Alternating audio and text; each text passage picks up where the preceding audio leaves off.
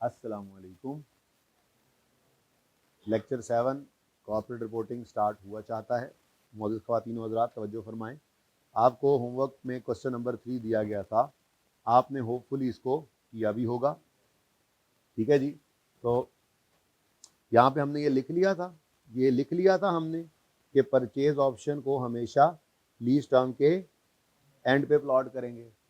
अभी दो चीज़ें और आएंगी ऐसे ही, एक है गारंटीड रेजिडुअल वैल्यू, आज समझाऊंगा अल्लाह करके, इंशाल्लाह वहां पे पहुंचेंगे तो वो भी अगर आएगी सवाल में, जैसे पीओ भी आएगी। कब कब पीओ लेंगे, कब कब बोलो। नहीं, ओनरशिप ट्रांसफर नहीं हो जाए, जब नहीं, जब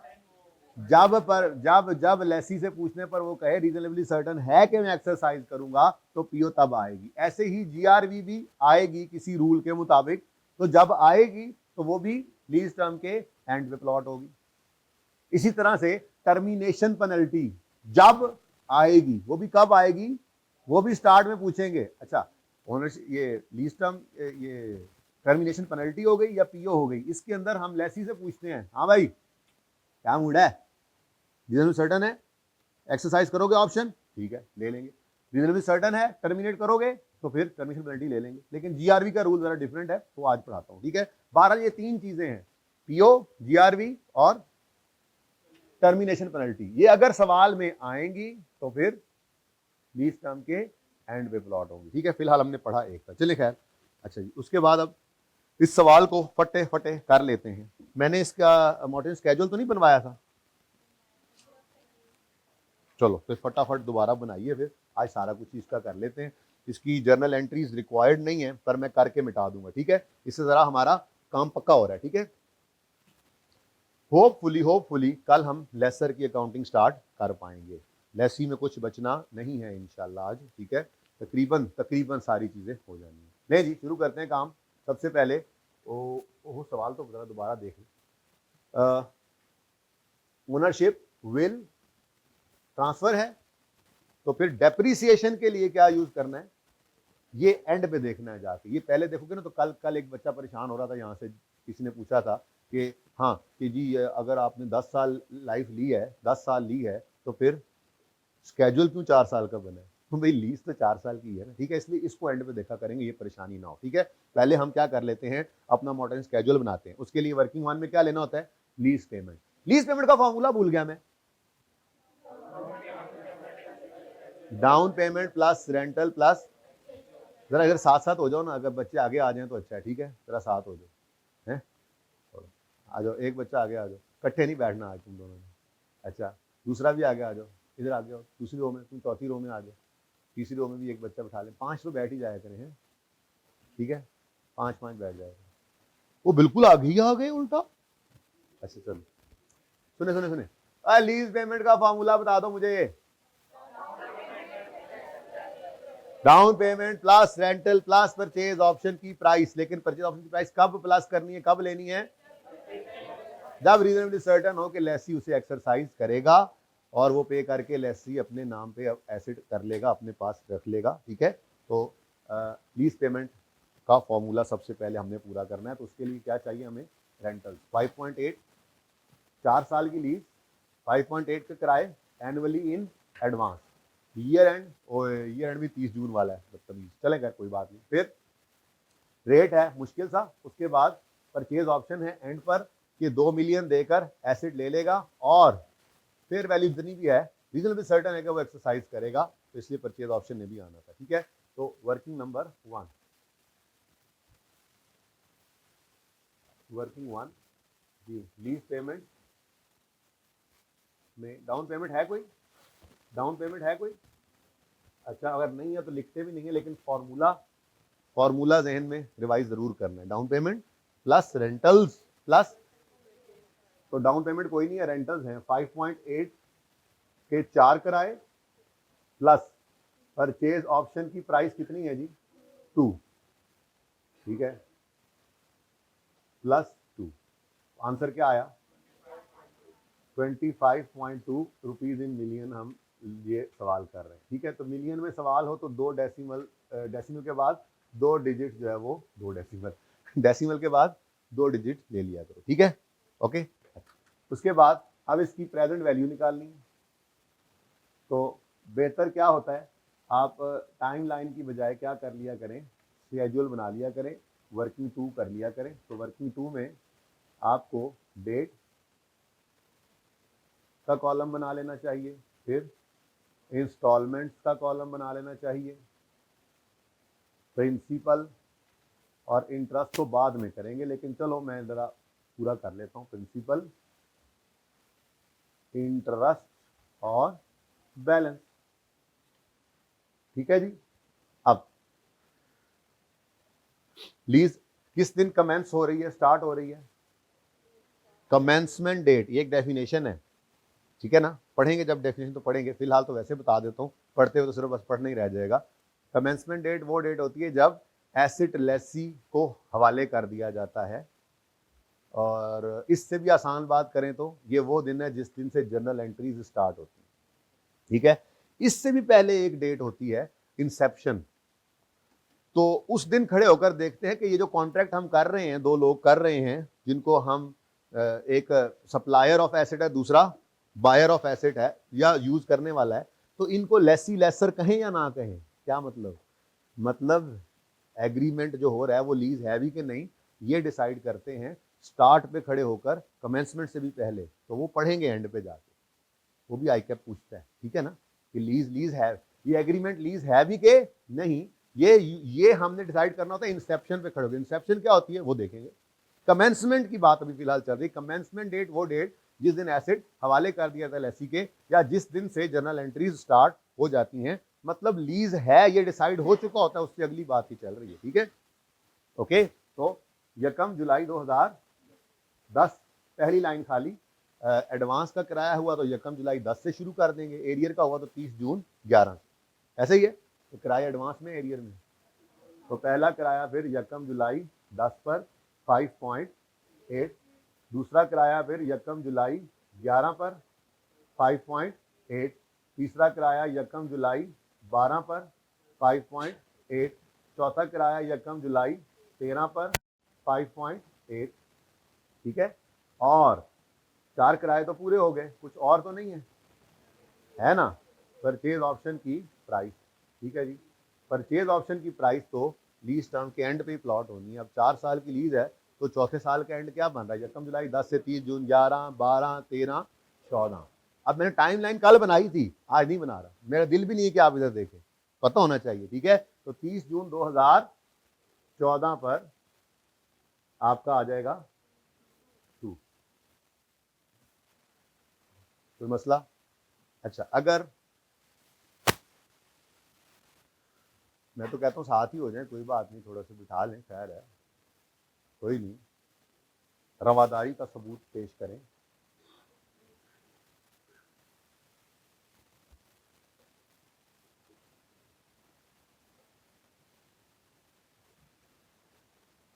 अच्छा जी, आखिरी 2 रोज ना खाली रखा करें, ठीक है ना, अभी तो चले बैठ गए आप। अच्छा जी, चले शुरू करें अब काम, बोले यहाँ तक को मसला। अब स्टार्ट किससे करना होता है? पीवी ऑफ एलपी वो निकालनी पड़ेगी। पीवी ऑफ एलपी निकालने के लिए अब ये हमें हेल्प करेगा क्या, हमने यकम जुलाई 10 सारे कैश फ्लोज को लाना है, तो एक तो यकम जुलाई 10 पे ही पड़ा है, ठीक है। बाकी एक जैसे ये 3 है, इन पे एनुटी का फार्मूला लगाएंगे तो एनुटी का फार्मूला इनको एक पीरियड पीछे लाकर छोड़ेगा, यानी यकम जुलाई 10 पे ही चाहिए था हमें। और एक रह जाएगा कल्ला मकल्ला, इसको सिंपल डिस्काउंटिंग से ले आएंगे, ठीक है। तो फटाफट 5.8 इंटू 1 माइनस, और ये तो वो था 15, बोलो 157 रेस टू पावर माइनस, अब कितने 5 हैं, ये 4 नहीं है, एक को तो डिस्काउंट कर ही रहे, 3 को डिस्काउंट करें तो -3 डिवाइडेड बाय वही वाला 0.15725879 टेलीफोन, प्लस 2 को सिंपल डिस्काउंट कर लें, ठीक है, इंटू 1.15725879 रेस टू पावर -3, नहीं, इसीलिए टाइमलाइन बनाई।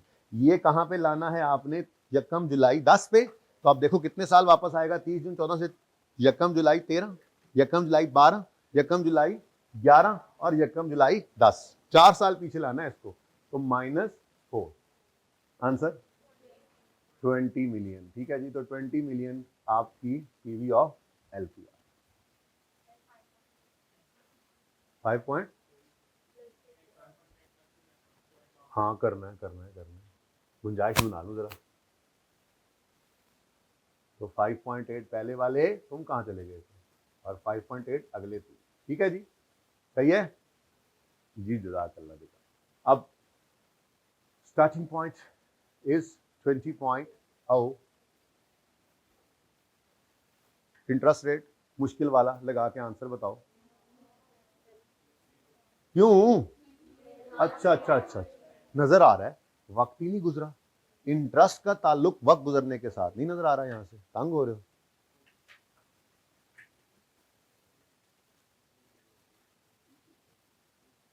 नहीं, ये तुम्हारी जगह पे बैठे से नजर आएगा। इसको तीसरी रो में बिठाओ, तीसरी रो में बिठाओ, ज्यादा पीछे नहीं जाना है, मेरे करीब रहो। दिल के तो बहुत करीब हो ऐसे, थोड़ा सा इधर हो जाओ यार, गुजारा करो अब। अच्छा जी, ले बच्चों, देखें इंटरेस्ट का ताल्लुक वक्त गुजरने के साथ। तो देखो ना, ये और ये दोनों डेट्स में कोई वक्त गुजर रहा है, इसीलिए कोई इंटरेस्ट नहीं।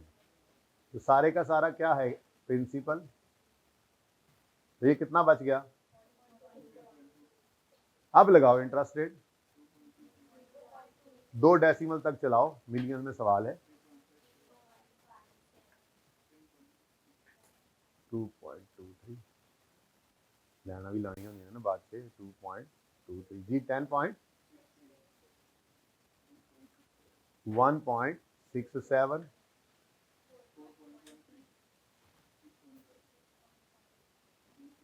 6.5। अच्छा आप सुनो, एक दफा देख ना लें रिक्वायरमेंट क्या है। रिक्वायरमेंट क्या है, रिक्वायरमेंट क्या है,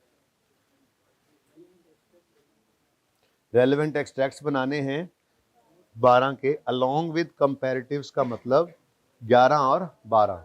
तो मेरे ख्याल में तो अभी तक तो लग रहा है ऐसे ही ठीक है, लेकिन एडवांस का सवाल है तो 12 का इंटरेस्ट 12 के साल में नजर नहीं आएगा, वो 13 में चला जाएगा, तो एक एडिशनल वैसे भी, फिर बैलेंस शीट के लिए भी अगली एक लाइन चाहिए होती है। तो चलो एक और कर लें, 7.2 1.02 4.78। अच्छा कल पूरा कर ही दो अब, 27 1.72 यहाँ लिख दूँ ना, तो यहाँ पे बैलेंसिंग डाल के 0 कर दें तो मसला। अच्छा नहीं भी होगा 0 तो भी कोई मसला नहीं है, उसमें फिर ये होगा यहाँ पे 0.27 होगा ना, तो यहाँ पे फिर -0.01 कुछ इस तरह से फिगर आ रही होगी, उसका कोई मसला नहीं होता। फिर भी इन फिगर से आप एंट्रीज करेंगे तो वो सही होंगी, उसके मार्क्स नहीं कटेंगे। हमने किया बस ये है कि वो राउंडिंग का डिफरेंस यहाँ पर डाल दिए थोड़ा सा। ठीक है, अब जनरल एंट्रीज कर लें जी, जो बाद में मिटानी है। क्वेश्चन नंबर कौन सा चल रहा है, ये पास पेपर का है। ठीक है जी, तो जनरल एंट्रीज करें जी, फॉर द ईयर एंडेड 30 जून 2000। अच्छा, 1 जुलाई 10 से लीज शुरू हो रही है, पहला ईयर एंड ही कब हो रहा है, 30 जून 11, फिर 30 जून 12, ये 11 और 12 ही रिक्वायर्ड है हमारे सवाल में। ठीक है, तो 30 जून 2011, तो सबसे पहले लीज कमेंस हो रही है, लीज स्टार्ट होगी, तो पहली एंट्री क्या बनेगी, right of use asset debit, lease liability credit. तो right of use debit, lease liability credit, जब तक कोई और चीज नहीं आएगी ना पीवी ऑफ एलपी के अलावा, तो हम वो वर्किंग फ्री नहीं किया करेंगे। अब वो हो गया याद, हो गया याद कि राइट ऑफ यूज की कॉस्ट में 3 चीजें मैंने ऐड करवाई थी, पीवी ऑफ एलपी के बाद आईडीसी इंस्टॉलेशन और पीवी ऑफ बिजनेस, हो गया ना याद। अब खाम खा ये काम नहीं करना, बस कोई चीज और नहीं है ना सवाल में, तो बस यही एंट्री है। राइट ऑफ यूज में भी यही आएगा एक पीवी ऑफ एलपी, तो एंट्री बनी 20 से right of use debit, lease liability credit. ठीक है जी, उसके बाद इसी दिन एक किराया भी पे करना, ऐसा ही है। 5.8 सारे का सारा प्रिंसिपल है, तो एंट्री क्या बनी, तो 1 जुलाई 10 पे लीज लायबिलिटी डेबिट और कैश क्रेडिट 5.8। ठीक है जी।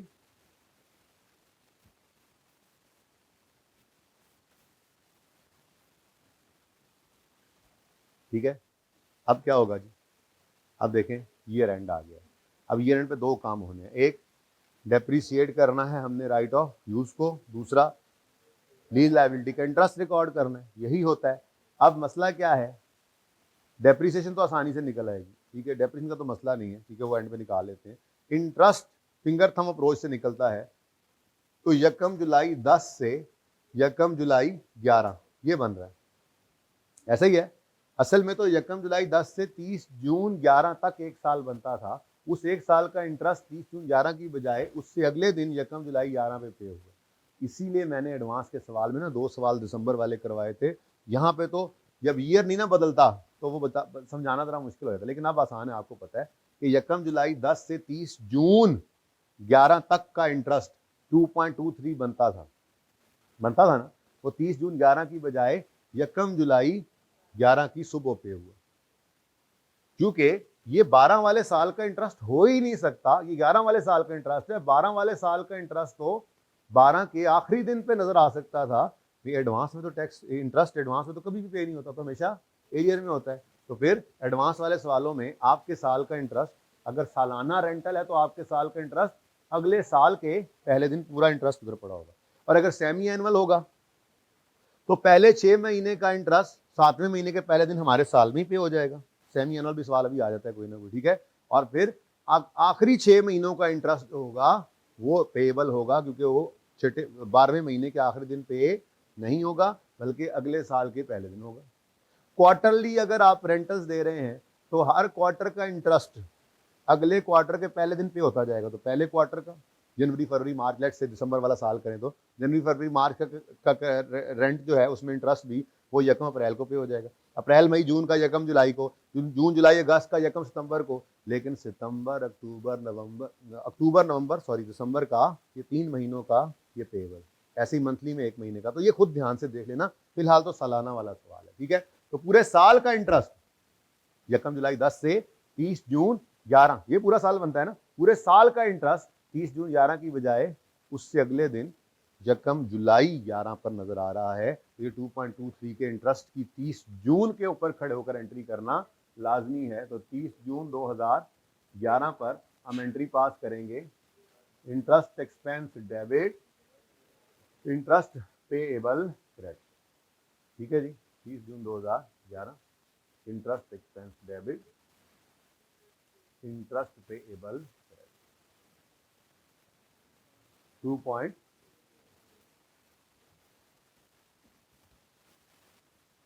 ठीक है जी। आगे चलें जी। नेक्स्ट 30 जून 11 पर आसान वाली entry, depreciation expense debit, accumulated depreciation credit. अब डेप्रीसिएशन के लिए राइट ऑफ यूज लेना है, एक ही फिगर आ रही है उसके अंदर 20 की, तो 20। अब यहाँ पे आके बेटा जी हमने देखना है डेप्रीसिएशन का रूल, ठीक है ना। अब मेरे ख्याल में वो मसला नहीं होगा जो कल हुआ था, ठीक है ना। अब डेप्रीसिएशन की जरूरत पड़ी है, लीज सारी कर ली, डेप्रीसिएशन की जरूरत पड़ी है, तो अब हमें क्या चीज चाहिए, लाइफ कोई ना कोई। अब आए सवाल के अंदर, और सवाल के अंदर आकर हमने सवाल से पूछा, हाँ भाई ओनरशिप विल ट्रांसफर और विल नॉट ट्रांसफर, क्योंकि अगर ओनरशिप विल नॉट ट्रांसफर हुआ तो शॉर्टर ऑफ लीज टर्म और यूजफुल लाइफ के हिसाब से 4 साल बनेगा, और अगर ओनरशिप विल ट्रांसफर हुआ तो फिर चूंकि एसिड लीज के बाद भी हमारे पास ही रहना है तो यूजफुल लाइफ यूज करेंगे, ठीक है। बात समझ आई। तो अब आके हमने जब यहाँ पे सवाल में देखा तो वो कह रहा था कि परचेज ऑप्शन है और रीजनेबली सर्टेन है कि लेसी से एक्सरसाइज कर लेगा, इसका मतलब ओनरशिप विल ट्रांसफर वाला केस। ओनरशिप विल ट्रांसफर है तो फिर किस पर डेप्सिट करेंगे, यूजफुल लाइफ पे। तो 20 डिवाइडेड बाय 10, पूरा साल यूज हुआ है तो फिर 2 रुपए की डेप्रिसिएशन, ठीक है जी। 2 रुपए की डेप्रिसिएशन लें जी, ये एंट्री होगी। तो मसला ऐसे ही एंट्रीज की थी या की नहीं थी एंट्री, मैंने कहा था मेरी फरमाइश पे एंट्रीज करके आनी है,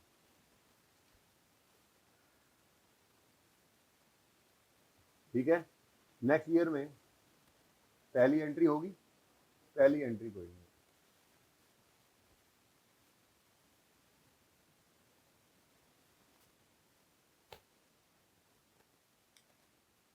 फिर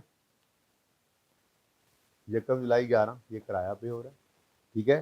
तो यकम जुलाई 11 पर लीज लायबिलिटी डेबिट 3.57 से, इंटरेस्ट एक्सपेंस डेबिट, पहले दिन कैसे साल का इंटरेस्ट आप बुक कर रहे हैं एडवांस में, वो तो एंड में जाके होना है। और वैसे भी अगर आपने इंटरेस्ट एक्सपेंस इसको बना लिया तो ये पेएबल तो फिर सारी जिंदगी पेएबल ही रहेगा। असल में ये वाला पेएबल अगले साल के पहले दिन पे हो रहा है, तो यहाँ पे इंटरेस्ट एक्सपेंस नहीं बल्कि इंटरेस्ट पेएबल को डेबिट करने, जो आपने रिकॉर्ड किया था 2.23, और कैश क्रेडिट 5. ठीक है जी। अब ये इस साल का इंटरेस्ट तो नहीं था, तो पिछले साल का पेएबल था जो पे किया, इस साल के एंड पे आके इस साल का इंटरेस्ट। एडवांस का सवाल है तो हमारे साल का इंटरेस्ट अगले साल के पहले दिन पड़ा होगा, एडवांस एनुअल पूरे साल का ही आगे पड़ा होगा, ठीक है। तो यकम जुलाई 11 से 30 जून 12 ये हमारा साल बनता था, तो 30 जून 12 की बजाय यकम जुलाई 12 अगले दिन मौजूद है। कितना जी 1 पॉइंट।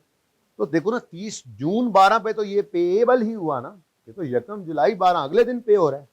समझ आ रही है, पक्की बात है। तो फिर 30 जून 2012 पर interest expense debit interest payable credit कितने से जी 1 पॉइंट, और depreciation expense debit accumulated depreciation case हो गया 2 रुपये। ठीक है जी, ये जी एंट्री।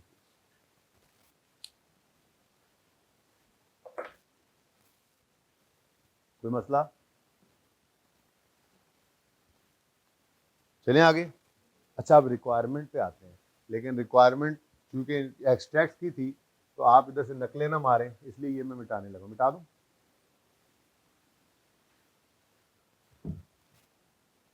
एंट्रीज की मोहताजी तो नहीं ना रखनी एक्सट्रैक्ट। एंट्रीज मांगेगा तो एंट्रीज भी कर लेंगे, सब कुछ हमारा वर्किंग सही होता है। फाइनल अकाउंट्स के अंदर भी यही वर्किंग चलेगी, वहां पर एक्सट्रैक्ट्स ही होते हैं जो एक्सट्रैक्ट्स बना रहे हैं। फाइनल अकाउंट्स के अंदर इसकी एडजस्टमेंट आएगी। अब फाइनल अकाउंट्स है नहीं, ओहो कोई बात, होते थे ना पहले।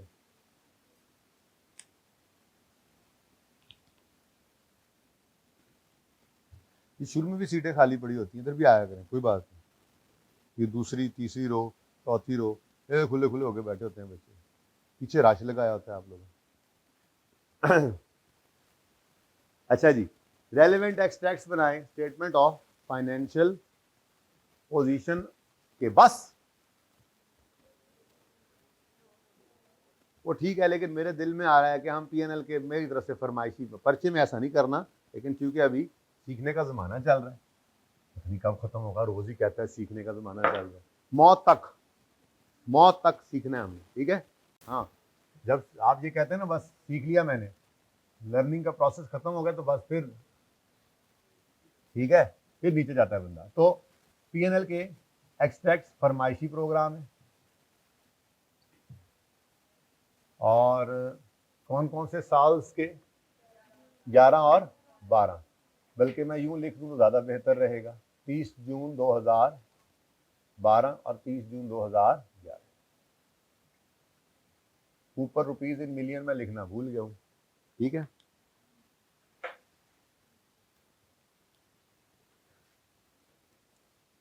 अच्छा जी, नोट्स भी बनाने हैं माना, लेकिन फिलहाल पीएनएल बना लेते हैं।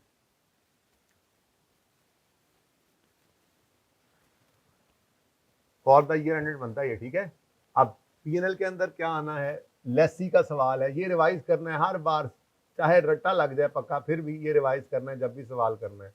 अभी तो लग रहा है आसान, फिर लेसी की भी एक और लीज आती है, फिर लेसर ने आ जाना है, फिर लेसर की 2 तरह की लीज आती है। तो हर तरह की लीज के लिए आप ये डिफरेंट चीज़ें पीएनएल के अंदर जाती हैं, डिफरेंट रूल्स होते हैं। तो ऐसे ही जो लीज चल रही होगी उसको हर सवाल में करते हुए रिवाइज करना है, यही तरीका है, ठीक है। तो लेसी का सवाल हो, नॉर्मल लीज हो, पीएनएल में क्या जाता है, इंटरेस्ट एक्सपेंस लीज लायबिलिटी का और डेप्रीसिएशन राइट ऑफ यूज की। बैलेंस शीट में क्या जाता है, राइट ऑफ यूज की बुक वैल्यू और lease liability current non current में तोड़ के, और अगर एडवांस का सवाल है तो इंटरेस्ट पेएबल भी आएगा। वो देखना पड़ेगा कि वो एडवांस का सवाल मंथली, क्वार्टरली, सेमी एनुअल या एनुअल है, वो जो भी होगा तो फिर उस हिसाब से देख लेंगे। ठीक है, सही है। तो फिर आसान काम है डेप्रीसिएशन वाला। तो डेप्रीसिएशन एक्सपेंस और फिर नॉन करंट एसेट्स में राइट ऑफ यूज एसेट, ये काम पहले कर लिया करें, इसमें आसानी होती है। ठीक है, ओके। तो राइट ऑफ यूज की कॉस्ट कितनी है जी? 20। ऐसे ही कर लेता हूँ मैं, वैसे वर्किंग करनी तो नहीं चाहिए क्योंकि नोट बनाने हैं, हमने नोट्स बनाने हैं ना, तो इसमें राइट ऑफ यूज का भी नोट बनना ही है। लेकिन चलो 2011 के लिए 20 और 2012 को फिर देखते हैं। ठीक है, तो ये वर्किंग की ज़रूरत नहीं है, जब नोट बन रहा हो तो फिर उसी नोट की तरफ रेफर कर देंगे। लेकिन मैं चूँकि अलग अलग आपको आदत डाली हुई है बनाने की, क्योंकि वो अलग अलग चीज़ें पूछ सकता है, हर एक चीज़ अलग बनानी आती है ना हमें। ठीक है, अच्छा अब डेप्रिसिएशन कितनी है जी?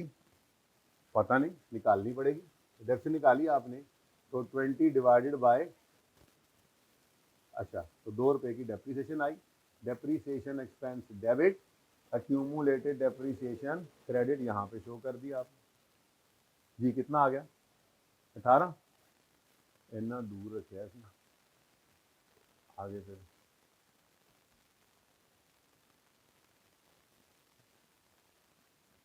जी बच्चों। तो 2 रुपये की डेप्रिसिएशन और राइट ऑफ यूज की बुक वैल्यू आ गई, बैलेंस शीट में शो हो गई 4। ठीक है, next thing is interest expense और लीज लायबिलिटी। ठीक है, अब फिंगर थंब अप्रोच ने बताया कि यकम जुलाई 10 से 30 जून 10 तक का इंटरेस्ट तो 2.23 है, लेकिन 30 जून 10 की शाम को वो पे नहीं हो रहा। ठीक है, तो फिर 2.23 इंटरेस्ट एक्सपेंस तो है, वर्किंग 2 से हमने उठाया 2.23, लेकिन ये इंटरेस्ट एक्सपेंस जो है ये इस साल में पे नहीं हुआ बल्कि पेएबल है।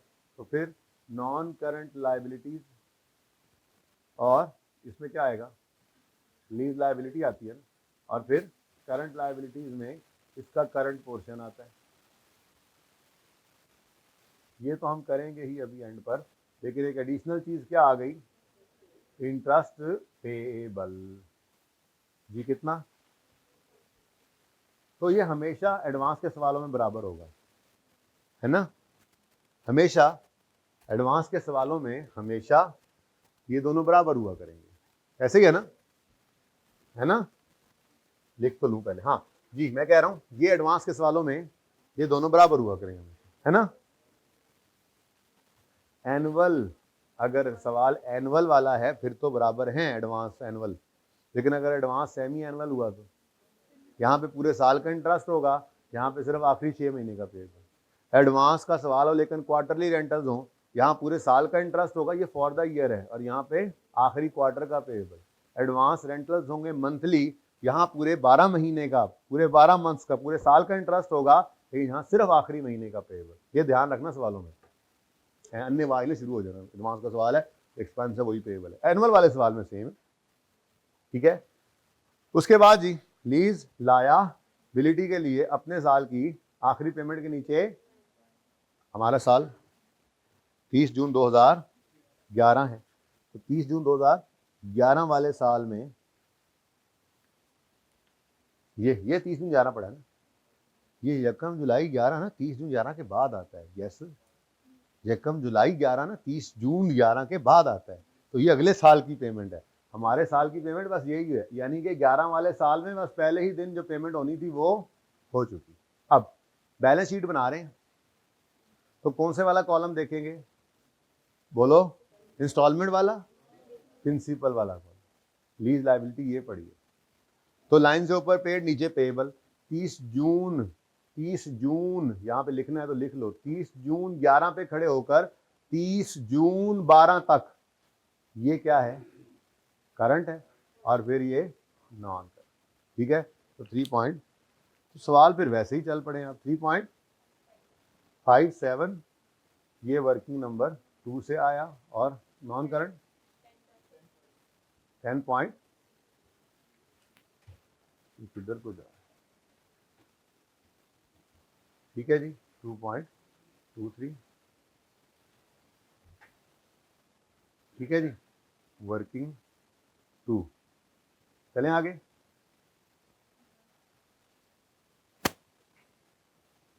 उसके बाद 2012 की कहानी शुरू हुई। तो ये काम तो मेरे ख्याल में मुझे इससे करवाना ही चाहिए था आपको। चलें, अब आपका क्या कर सकता हूँ मैं, आप तो बाप है ना, आपको चाहिए था बस, ठीक है, हो गया सर, हो गया। जब किताब आएगी हम देख लेंगे, हमें पता है सही होगा इंशाल्लाह, पर नहीं, करवाई जा रहे हैं काम, जैसे पर्चा मैंने देना हो, फिर प्रैक्टिस करा रहे हैं। अच्छा जी, लें जी, अगला साल आया, तो अगले साल में 20 - 2 तो ऑलरेडी, यानी 18 पे तो ऑलरेडी एसिड पड़ा था। 2 रुपए की मजीद डेप्रीसिएशन चार्ज हुई, तो ये पहुंच जाएगा 16 पे, ठीक है। इंटरेस्ट एक्सपेंस के लिए आए तो यकम जुलाई 11 से 30 जून 12 का इंटरेस्ट 1.67, ये 30 जून 12 की शाम को पे नहीं हुआ, बल्कि यकम जुलाई 12 की सुबह पे हुआ। तो ये फिर इंटरेस्ट एक्सपेंस जो है वो हमारे साल के एंड पे क्या है। अब बच्चों के जहन में आएगा सवाल कि 2.23 का पेबल कहाँ गया, एंट्री सामने नहीं है ना, इसलिए ये सवाल आएगा। तो भाई वो पिछले साल के एंड पे जो पेबल था, अगले साल के पहले ही दिन हमने सबसे पहले इसी को ही तो पे किया था, ठीक है, तो इसलिए ये पेबल तो खत्म हो गया था, ये इस साल का क्लोजिंग। What it. फिर जनाब क्या करेंगे, लीज लायबिलिटी के लिए, तो आपकी ये लाइन इस तरह से लगी होगी, लगी रहने देना, आप नहीं ना मिटा सकते पर्चे में, तो लगी रहने देना। मैं तो ज़रा वैसे ही बस मेरा दिल करता है मैं मिटा देता हूँ, ज़रा दोबारा फिर नई लाइन लगाते हैं ताकि दूर से नज़र आए ये ईयर एंड, ठीक है। तो आपकी तो लाइन एक बार लग गई वर्किंग में, तो फिर दोबारा मिट नहीं सकती, कोई मसला भी नहीं। 30 जून 12 की आखिरी पेमेंट ये है, 30 जून 12 की आखिरी पेमेंट, 30 जून 12 यकम जुलाई 12 से पहले आता है, ठीक है ना। ये तो 13 के साल की पेमेंट है, यहाँ पे लाइन लगेगी, ठीक है जी। ये करंट 4.13 करंट, 6.5 नॉन करंट और 6.50, ठीक है जी।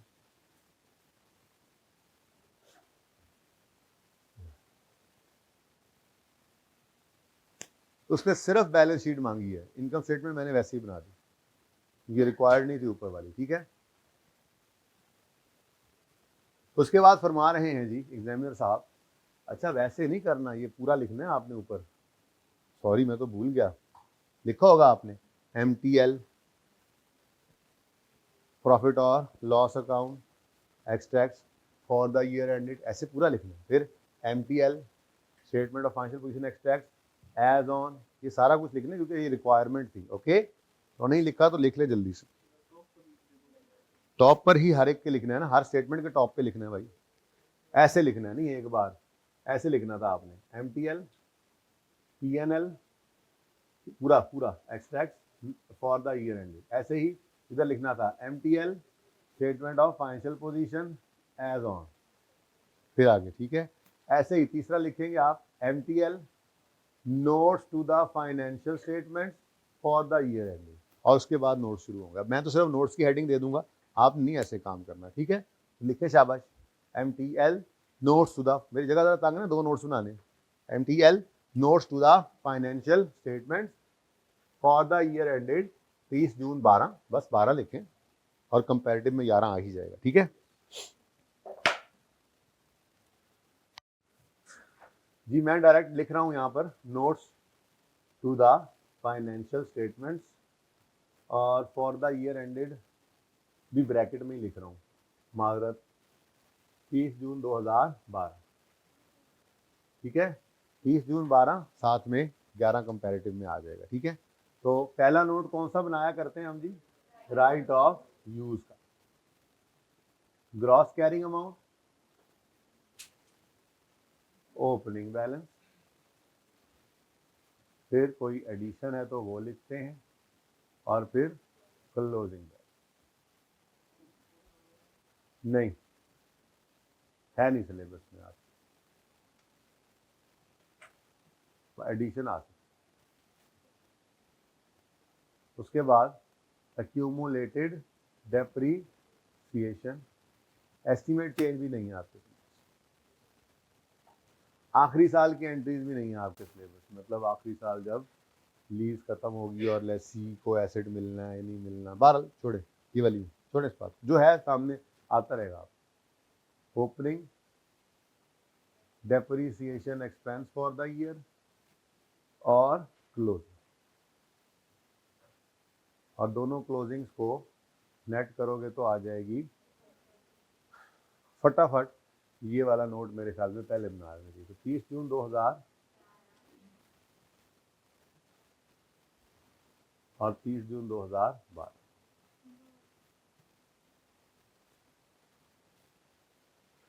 तो 30 जून 11 वाले साल का ओपनिंग होता है यकम जुलाई 10 पे।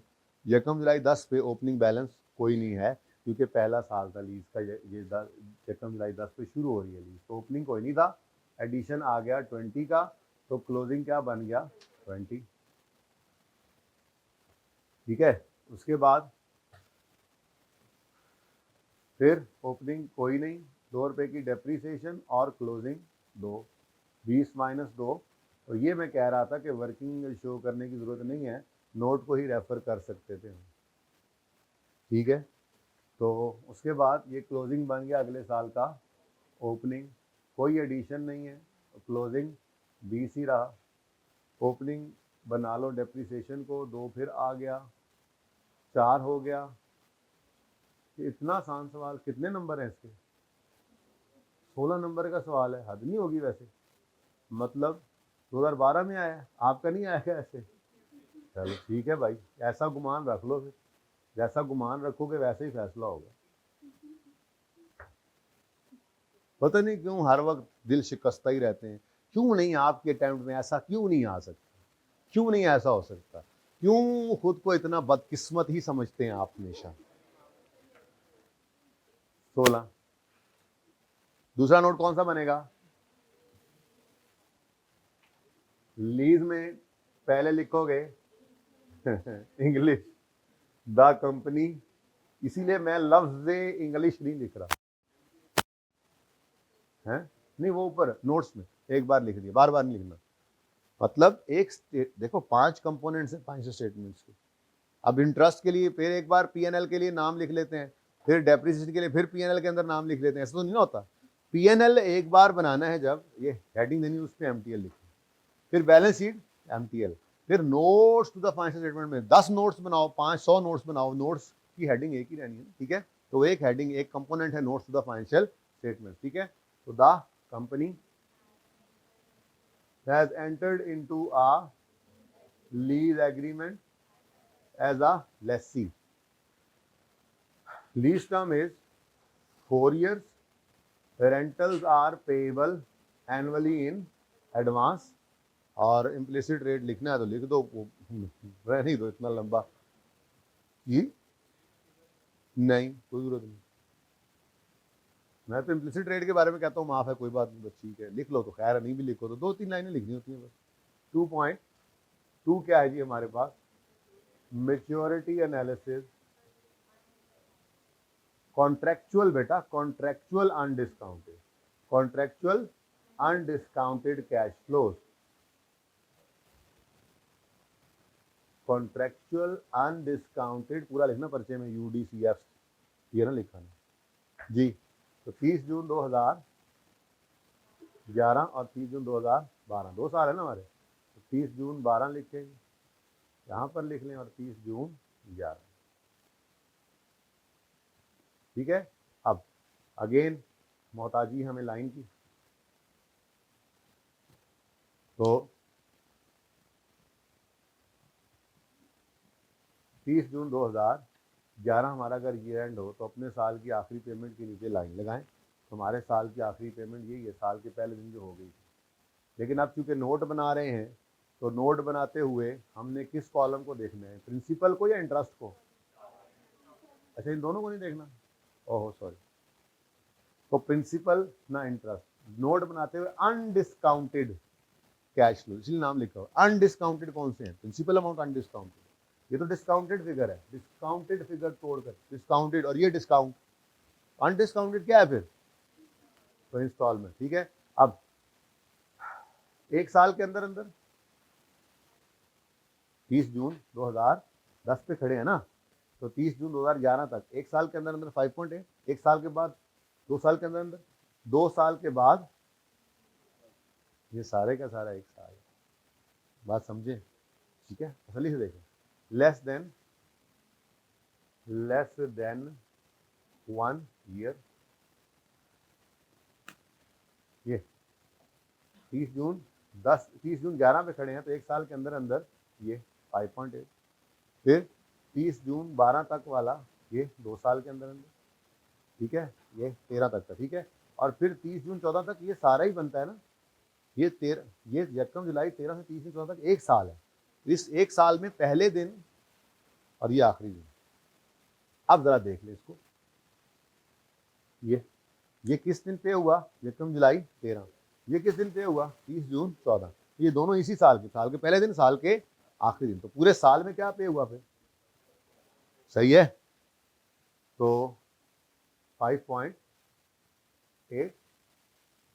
फिर 1 to 2 ईयर्स, फिर 5.8, और फिर 2 to 3 ईयर्स जो है,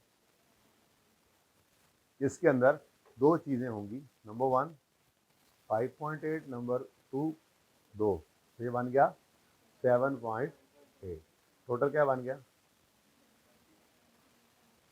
19.4, यहीं पे लिखिए 5.8 प्लस 2, ठीक है जी, सही है।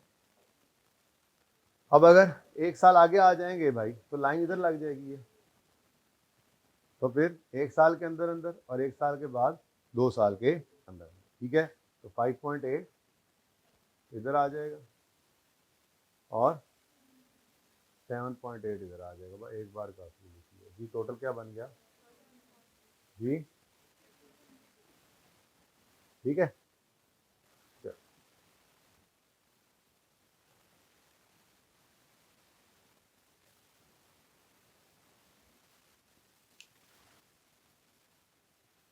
ना टाइम लगवा दिया आपने मेरे,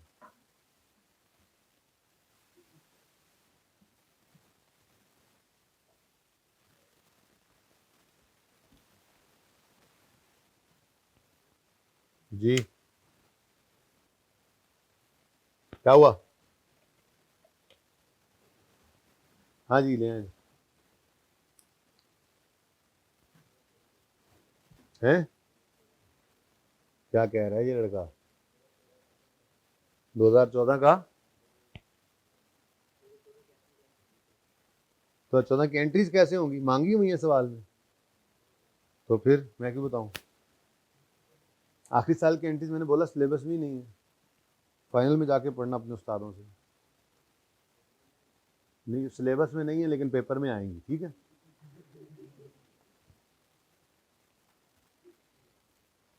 क्योंकि मैं फेल होने के तरीके से कह रहा हूँ यहाँ पे, तुम हाथ दोगी, जी जी जी जी जी, यूँ समझ लो पहला रेंटल होता है, कोई फर्क नहीं डालना खुद को, ठीक है जी। अब मेरे ख्याल में तो ये हैंड आउट पूरा हो ही गया है ना, ऐसा ही है, हाँ अभी ये तो रहती है अंग्रेजी, चलो पढ़ेंगे किसी वक्त, 5वां 6वां तीसरा। अब आए ज़रा उल्लू पे, उल्लू करते हैं, फिर जीआरबी यूजीआरबी पढ़ाऊंगा, फिर आउल करेंगे, नहीं कोल करेंगे, उसके बाद देखते हैं फिर, ठीक है। लीज इंसेंटिव है, इसके अंदर लीज इंसेंटिव पढ़ना है, यहाँ पे टर्मिनेशन पेनल्टी आपको बस कह के भेज दिया था, ओके। यार वैसे आपस की बात है, होमवर्क के अंदर कुछ क्वेश्चंस होने चाहिए थे, उसका हैंडआउट तो बनाया ही नहीं मैंने, कोई बात नहीं, तो जब शाम को आ जाए तो भी कर लेंगे ना, कोई मसला तो नहीं है, शाम को आ जाए। अच्छा अच्छा, ये सुने, ये सवाल आपने ट्राई किया होगा भाई, बोर्ड मिटा दे जरा एक बार, उधर करवा दे, वैसे पिक्चर खींच ली ऑनलाइन वाले तो रिवर्स करके भी खींच लेते हैं, ठीक है, मिटा दे। Owl enter into an agreement on यकम जनवरी 2020, तस्वीर खींचनी है भाई, उसमें रुक जाओ एक minute,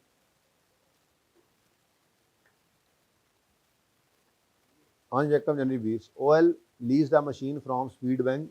Details are as follows.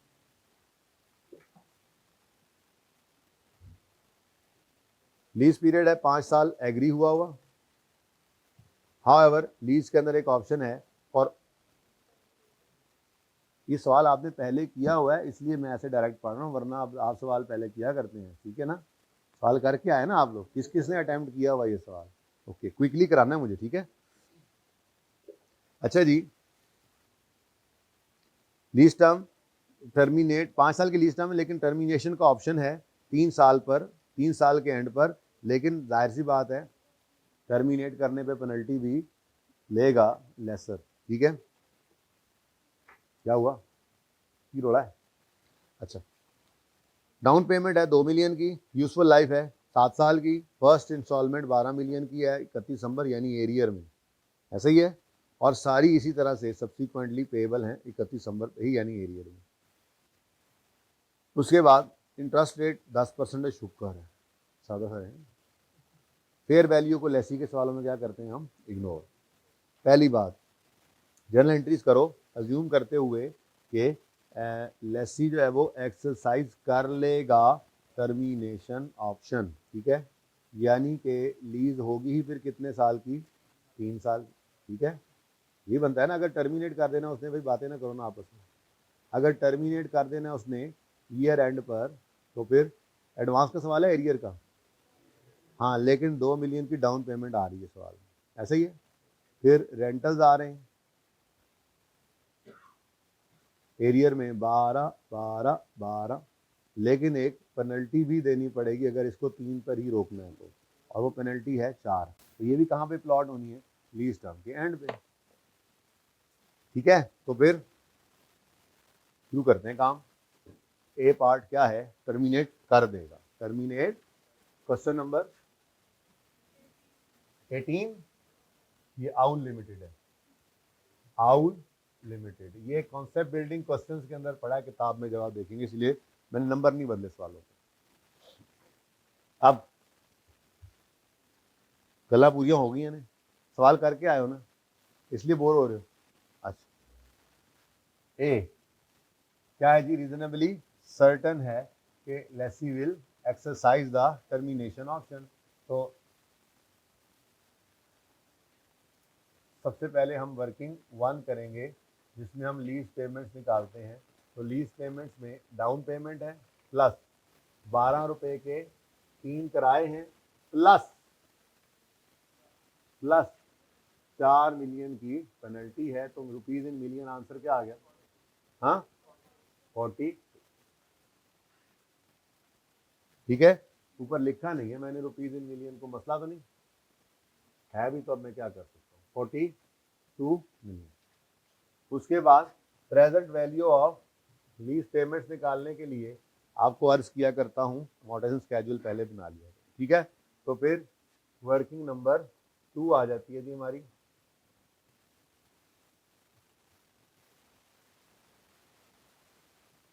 Entries मैंने इसी के नीचे ही करनी है भाई, चलो खैर। Working 2, date, installment, principal, interest और बैलेंस।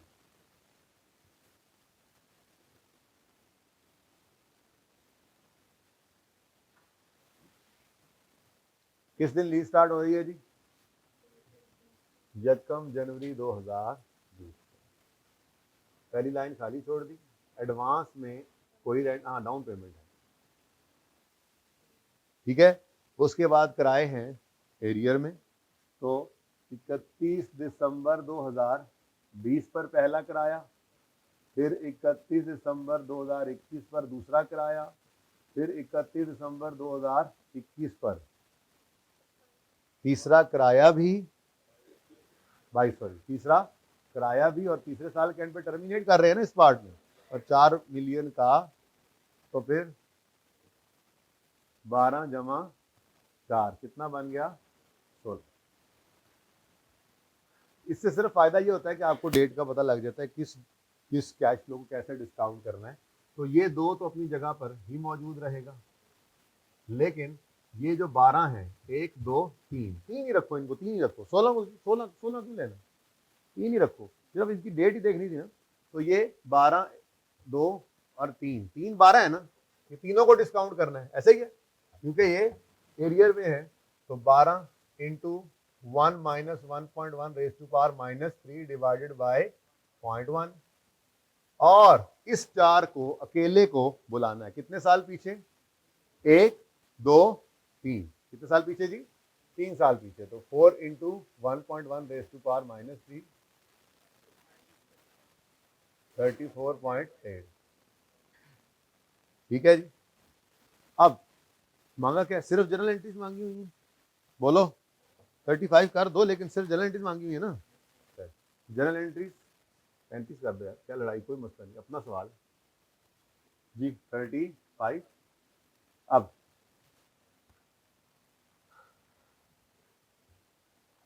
इस 2 के साथ कितना इंटरेस्ट आएगा, वक्त ही नहीं गुजरा, इंटरेस्ट कैसे आ सकता है, सारे का सारा फिर क्या है प्रिंसिपल, और यहाँ पे क्या रह गया 33, ठीक है। नेक्स्ट, अब 33 के ऊपर 10% लगा 3.3 आ गया, तो 12 में से 3.3 गया तो बाकी 8.7 बैलेंस, फिर जी 2.4 9.6, तो कितना जी 14 पॉइंट, अब लगाओ इस पे 1.5 कर दें, 1.5,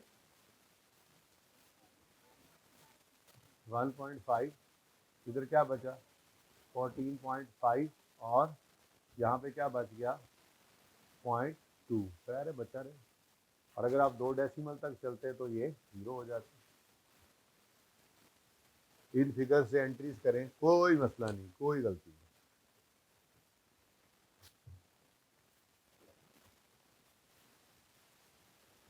और अगर इससे तकलीफ होती हो तो इसका तरीकाकार क्या है, इसी को उठाकर इधर लिख लिया करो 14.7, यहाँ पर क्या बचेगा, तो ये 0 हो जाएगा, यानी आप बैलेंसिंग फिगर किसको चार्ज कर दिया करें, क्योंकि राउंडिंग का ही डिस्टेंस है, ओके।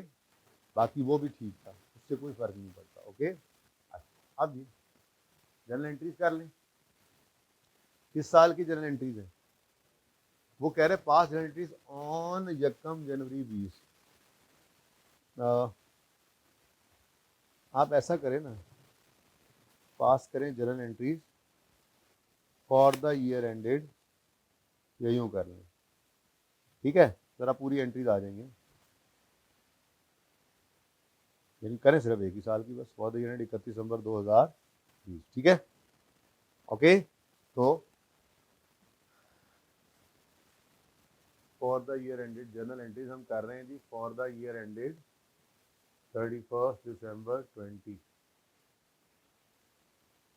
ले जी 1 जनवरी 2020 पर लीज कमेंस हुई, एंट्री क्या होगी, राइट ऑफ, फटाफट करना है ये सवाल, तो right of use debit, lease liability credit 35 से,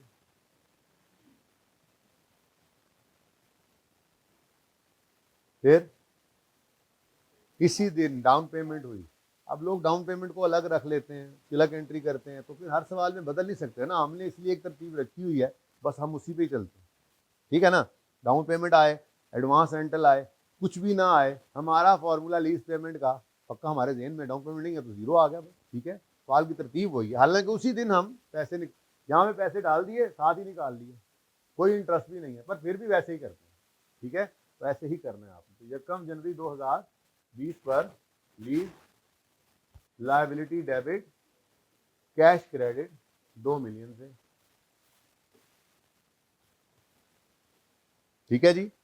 फिर ये एंड आया 31 दिसंबर 2020, तो 31 दिसंबर 2020 पे आपने रेंटल पे किया, तो 8.7 प्रिंसिपल अमाउंट है, लीज लायबिलिटी में डेबिट, 3.3 इंटरेस्ट एक्सपेंस डेबिट, वही रूटीन चल रही है, बस पक्का कर रहा हूँ आपको। और एक नई चीज ऐड की थी, टर्मिनेशन, फॉर्मूला में जाके लिखना, टर्मिनेशन पेनल्टी ऑप्शन है, एक्सरसाइज करे तो टर्मिनेशन पेनल्टी पड़ेगी।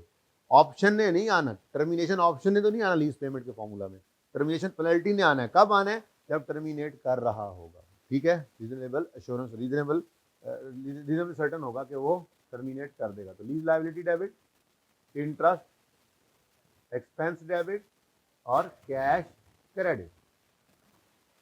तो कितने से लीज लायबिलिटी डेबिट होगी? इंटरेस्ट एक्सपेंस और कैश,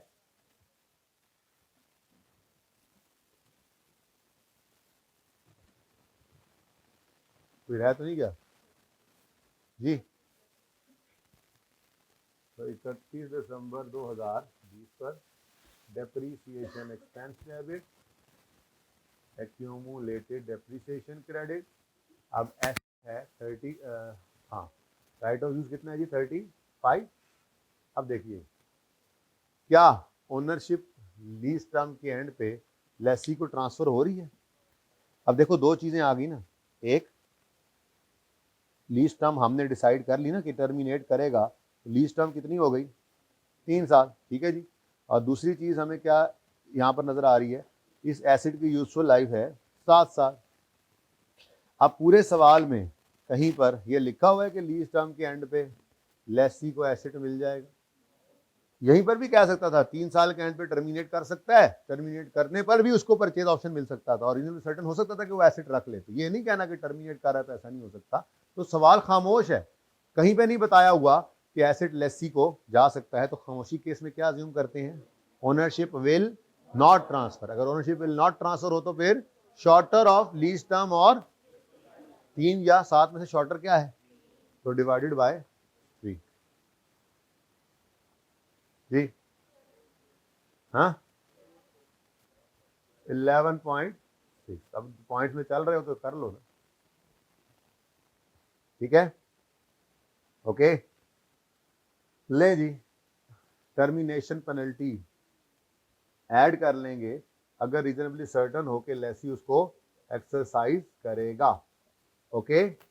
और सवाल के साथ की अशर होना है। कितने बच्चों ने बिल्कुल सही किया था? किनसे गलती हुई? गलती क्या हुई? डेप्रिसिएशन 7 साल पे ले ली जी बेटा, यही। ये रूल पक्का नहीं हो रहा अभी मुझे लगता है ना, चलो आज हो गया होगा। और किसकी गलती हुई शेयर करें ना, हमारे भी नॉलेज में इजाफा होता है। 5 साल पे कर लिया,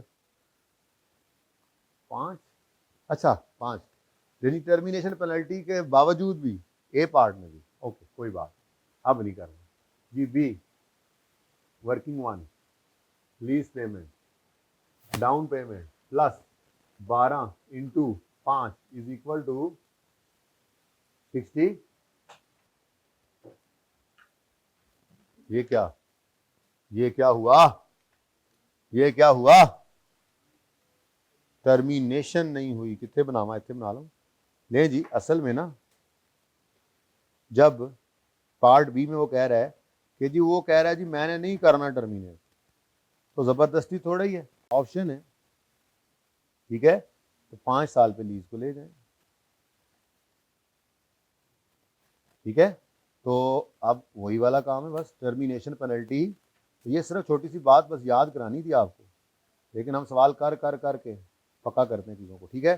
डाउन पेमेंट प्लस रेंटल्स 12 12 12 12 12, बस नो टर्मिनेशन पेनल्टी। क्यों नहीं है जी? क्योंकि पार्ट में कहता है रीजनेबली सर्टन है कि नॉट टू एक्सरसाइज टर्मिनेशन। तो फिर जब नहीं करेगा तो ठीक है, ना करे, सानू की। सही है, कुछ और तो नहीं है इसमें। चलें आगे। पीवी ऑफ एलपी, इससे पहले आपको मैंने कहा हुआ है, ये मशवरा है मेरा, ये कर लिया जाए। तो डेट, इंस्टॉलमेंट, प्रिंसिपल, इंटरेस्ट और बैलेंस।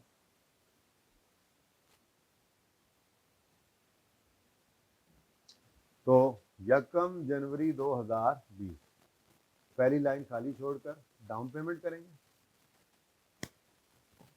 ठीक है।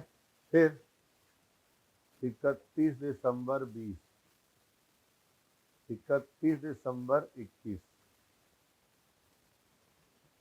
31 दिसंबर 22, 31 दिसंबर 23।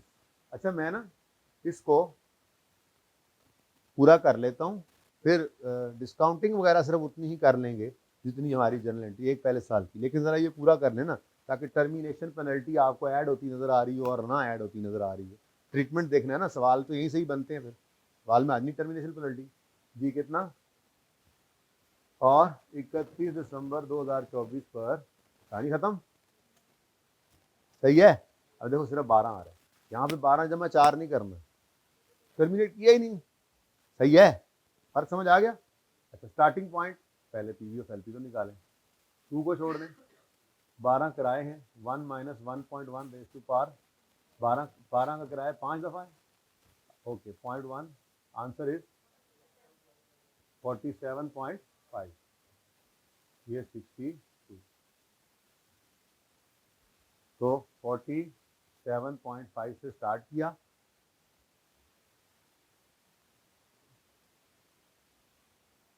लेकिन 20 की एंट्रीज है ना, तो 20 जी 4.55 बैलेंस की ज़रूरत है। बैलेंस की ज़रूरत तब होती है कि मैं बैलेंस शीट बना रहा होता हूँ, जनरल एंट्रीज की ज़रूरत नहीं, मेरे सवाल की ज़रूरत नहीं है, बस काफ़ी है। ये तो मैंने सिर्फ आपको समझाने के लिए कर दिया, वरना ये भी आगे लिखने की ज़रूरत कोई नहीं, ठीक है। तो general entries for the year ended 31 दिसंबर 20 पर जी, पहली एंट्री यकम जनवरी 20 पर right of use debit, lease liability credit 40, ठीक है जी। उसके बाद एडवांस यानी डाउन पेमेंट कर दी, तो lease liability debit, cash credit,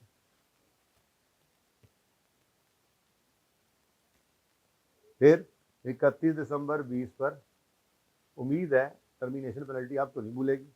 दो ही ऑप्शन है ना, टर्मिनेट ऑप्शन, टर्मिनेशन का ऑप्शन हो तो दो ही रास्ते हैं, या टर्मिनेट करेगा या नहीं करेगा।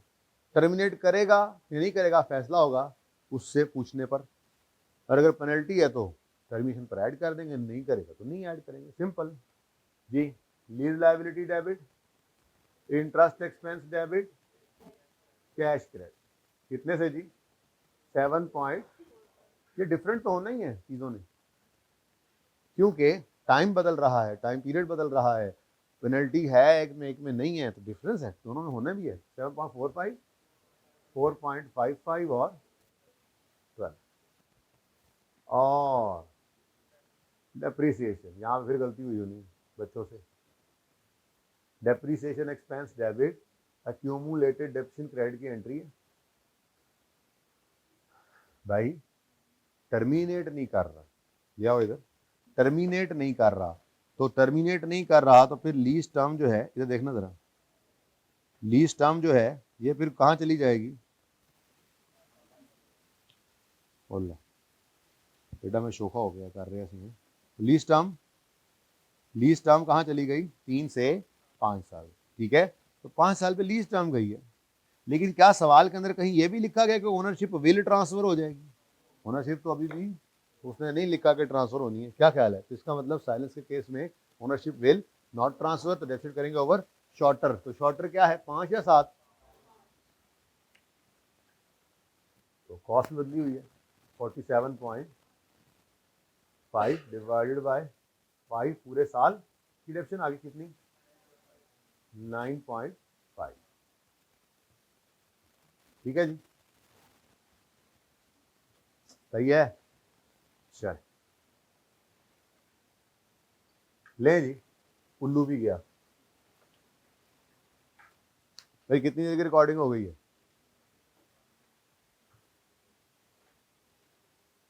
क्लास खत्म कितने बजे होनी है, ओके। अच्छा जी, अब वैसे ही जरा कोल लिमिटेड को पढ़ते हैं। वैसे ही दो चीजें जिसमें सीखनी है, नहीं करना ये बाद में, अभी नहीं करना, अभी मैंने आपको जीआरबी सिखाना है, देखते हैं क्या करते हैं। फिर coal limited is preparing is financial statements for the year 30 June 19, फिर 30 जून आ गया यार। ऑन एकम January coal acquired a machine on lease from a bank, fair value of machine on acquisition was 70, CL incurred IDC, receive lease incentive, तो IDC आ गया और लीज इंसेंटिव आ गया। आईडीसी सिखाया हुआ है, लीज इंसेंटिव अभी नहीं सिखाया हुआ, नई चीज सीखेंगे। कोई चीज बदलेगी नहीं, एक एक करके चीजें ऐड हो रही हैं, तो चीजों को ऐसे सिंपल ही रखें जैसे सिंपल हैं। लेसी का सवाल, नॉर्मल लीज, पीएनएल में इंटरेस्ट और डेप्शन, बैलेंस शीट के अंदर राइट ऑफ यूज। अच्छा, पर्चे में कोई सवाल पास कर रहे थे, कोई एक छोटा सा पॉइंट अगर आपको नहीं भी समझ आती ये क्या है, तो क्या उससे क्या हो जाएगा, बात वैसे कि उससे कुछ भी नहीं होगा, कुछ भी नहीं होता। लेकिन आपको ऐसा नहीं होगा, उम्मीद है आपको वैसे भी पर्चे में भी जाकर 99% चीज़ों की समझ आ रही होगी इंशाल्लाह। खैर चलें, ज़्यादा हो गया, 90% कर लें। वैसे तो 1% के भी बंदा कहता है वही 1% है, लेकिन चले। अच्छा सुनिए आप, the terms agreed, fair value, अगर लेसी का सवाल है तो फेयर वैल्यू क्या किया करते हैं हम, इग्नोर, ठीक है ना, इसको तो साइड पे कर दो। अच्छा, lease term and useful life is 4 years and फिर डिफरेंट, लेकिन अब मसला कोई नहीं, हम पक्के हो गए। लीज जो है, लीज उसकी अकाउंटिंग 4 years के हिसाब से नहीं, ये सिर्फ डेप्शन के लिए एंड पे देखते होते हैं। इंस्टॉलमेंट 17 मिलियन की है, to be paid annually in advance, फिर एडवांस आ गया। Rate implicit in the lease is this, at the end of lease term CL has an option to purchase machine at estimate fair value 25, it is o, अगर reasonable certain नहीं है तो फिर इसको भी क्या कर देंगे, इग्नोर। और ओनरशिप विल नॉट ट्रांसफर वाला केस है तो फिर 4 साल पर इसको क्या करेंगे, डेप्रिशिएट। अब इस सवाल में मसला क्या है, बस यही मसला है मेरे ख्याल में, फिर यही पहले कर लेते हैं, ठीक है। तो पहले यहाँ पर फिर कर लेते हैं थोड़ी सी ब्रेक, ठीक है। लेकिन अभी प्लान सुन ले मेरा, मैं लैपटॉप भी ले जाता हूँ ताकि मैं आपके लिए होमवर्क के लिए कुछ ले आऊँ। चलिए, तो अच्छा प्लान सुन लें, 10 मिनट की ब्रेक करूँगा मैं, लेकिन मैंने हैंड आउट बनाना है आपके होमवर्क के लिए, ठीक है। तो हम 13वां सवाल करना है हमने, GRV in the books of Lesi हमने डिस्कस करनी है, ठीक है। उसके बाद द वेरी इंपॉर्टेंट थिंग, ये क्वेश्चन नंबर 5, लीज का ईयर एंड और आपका फाइनेंशियल ईयर एंड डिफरेंट हो जाया करता है कभी कभी, इसमें लीज की अकाउंटिंग नहीं बदलनी, आपकी मैथमेटिक्स चेक होनी है बस, ठीक है। वो देखेंगे, वो तो देखेंगे सवाल के अंदर। फिर एक ये करा के इस सवाल का भी एक थोड़ा सा और गड़बड़ वर्जन, वो आपको ऐसी साइड पे लिख दूंगा, वो लिख के आपको होमवर्क दूंगा, फिर आप वो कल करके आएंगे। और कुछ होमवर्क के सवाल देख के आता हूँ मैं, ठीक है। तो यहाँ पर ब्रेक करते हैं, 10 मिनट बाद मिलते हैं इंशाल्लाह।